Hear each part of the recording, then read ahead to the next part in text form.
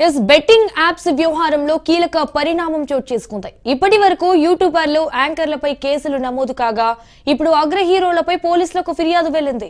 హీరోలు బాలకృష్ణ, ప్రభాస్, గోపీచంద్రలపై పోలీసులకు కంప్లైంట్ చేరింది.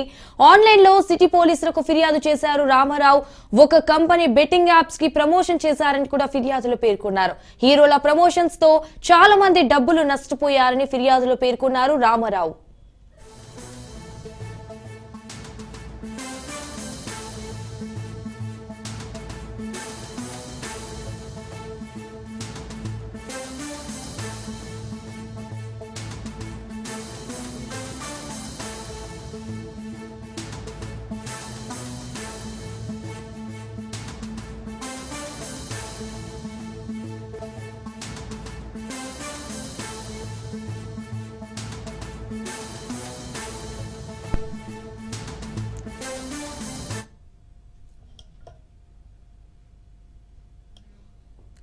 Betting apps, online gaming apps పై ఒకవైపు తెలంగాణ ప్రభుత్వం ఉక్కుపాదం మోపుతుంది. మరోవైపు జీఎస్టీ కౌన్సిల్ కూడా దేశవ్యాప్తంగా ఉన్న ఆన్లైన్ గేమింగ్ వెబ్సైట్ల మోసాలకు చెక్ పెట్టేందుకు కేంద్రం నడుం బిగించింది.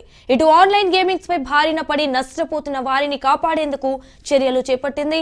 ఆన్లైన్ గేమ్స్ ద్వారా ఇంత సంపాదించవచ్చు, అంత సంపాదించవచ్చునని చెప్పి ఎందరినో నష్టాల పాలు చేసిన వెబ్సైట్లు, పోర్టల్స్ ను డీజీజీఐ బ్లాక్ చేసింది.